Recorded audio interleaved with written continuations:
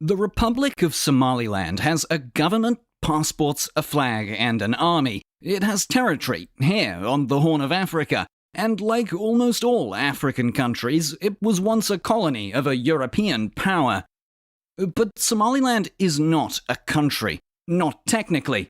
To the international community, it's a naughty, breakaway part of Somalia. So then, what gives? Somaliland is separate, relatively stable, and it acts like it's sovereign. So how did it get to exist, and why does it still not count as a country? The self-proclaimed Republic of Somaliland emerged in 1991 as the state of Somalia was in the process of disintegrating, something that started in the early 1980s. Led primarily by the Somali national movement of the Isaaq Somali clan family, the Republic of Somaliland claimed sovereignty over the colonial borders of the Protectorate of British Somaliland. The British Protectorate had been, very briefly, recognised as independent in 1960 until it united with Italian Somalia that year to form the Somali state, which collapsed 30 years later. According to the government in Hargeisa, today's Somaliland is the continuation of that legitimate pre-union entity. According to everyone else, you can't just walk out of a legal country, even if it barely functions. From the very start of the Somali Union in 1960, the relationship between its two constituent parts had been rocky. Post-independence political power was centralized in the capital, Mogadishu, far to the south.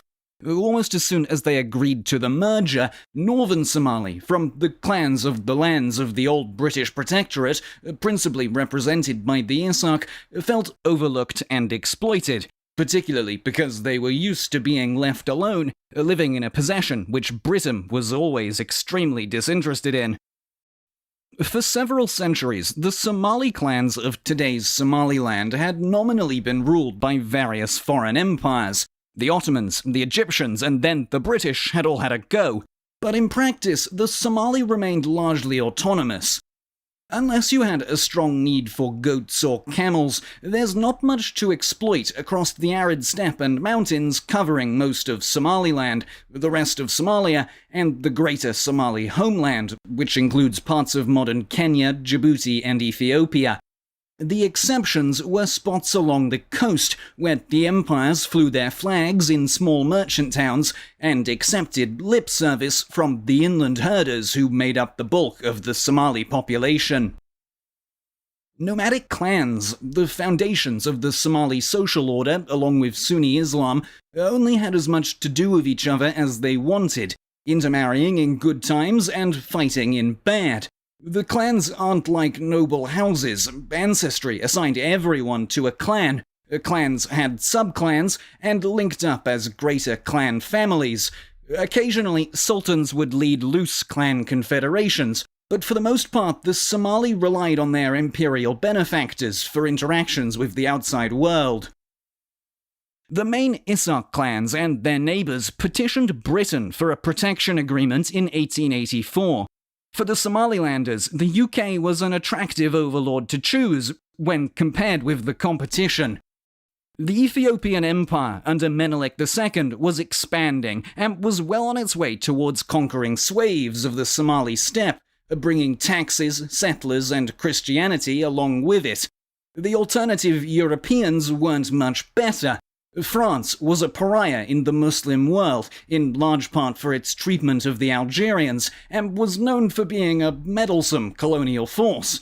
Italy was more of an unknown quantity for the Somali for the time being, and the clans of Somaliland didn't necessarily like the British especially, but they enjoyed trade relations with Aden Colony in South Arabia, and British India won some favour from Muslims around the world for facilitating Hajj pilgrimages.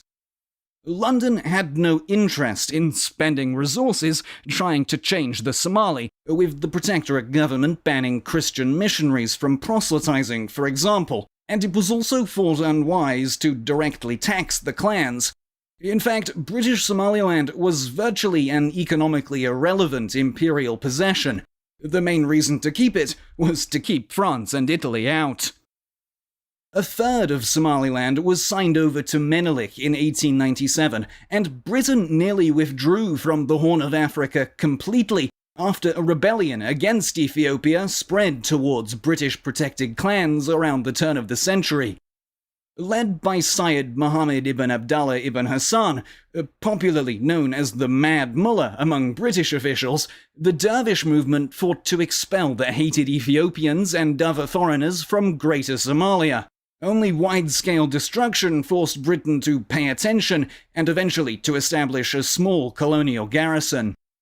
By around Abdallah Hassan's death in 1920, solid borders were being agreed with Ethiopia, France, and Italy.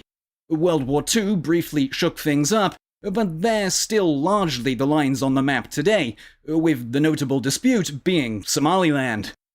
Both the British Protectorate and the Italian Trust Territory of Somalia were decolonized in 1960, and the governments of both territories promptly approved of unifying them. Already by 1961, some in Somaliland began to regret ceding power to the new capital.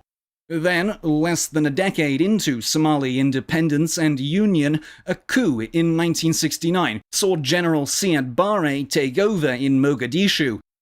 For the next 20-odd years, his backers from southern Somali clans dominated Somalia's government.